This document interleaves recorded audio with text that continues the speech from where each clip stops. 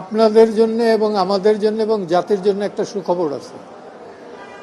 প্রথমত হলো আসাদুজ্জামান নূরের 2টা মামলায় জামিন অ্যাবসলিউট করছেন এবং আমার মনে হয় এখন আর এতে বাধা হবে না, অন্য অন্য মামলা যেগুলো আছে সেই জন্য।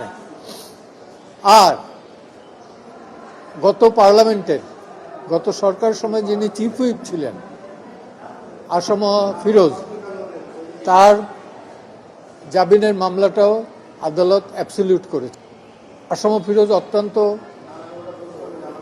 অসুস্থ, আমরা আশা করব যে শীঘ্রই আজকালকের ভেতরে তিনি মুক্তি পাবেন এবং পরিবারের কাছে ফিরে যাবেন এবং সুচিকিৎসা পাবেন, এটুকুই। এগুলো সবই খুনের মামলা এবং 200-500 লোক আছে, এর সাথে আরো লোক আছে। এই স্পেসিফিক এদের এগেনস্টে কোনো এলিগেশন নাই। আর আসম ফিরোজের যেটা, সেটা ডকুমেন্টস আমাদের কাছে ছিল, কল রেকর্ড। সে ঘটনার দিন ঢাকাতেই ছিল না, ছিল তার এরিয়া বাউফলে, তারপরও দিয়ে দিছে। এই আর কি।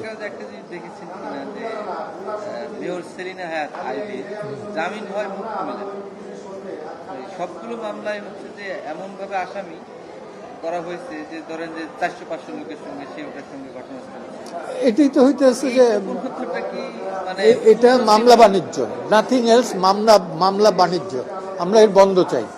আইনের শাসন প্রতিষ্ঠার কথা বললে পরে এই মামলা বাণিজ্য এটা বন্ধ করতে হবে এবং আমরা আশা করি এ ব্যাপারে অন্তত, যেহেতু আইনমন্ত্রী আছেন আসাদুজ্জামান সাহেব, মোহাম্মদ আসাদুজ্জামান সাহেব, উনি মাঠ থেকে রাজনীতি করা একজন লোক এবং একসময় প্রগতিশীল রাজনীতি করতেন,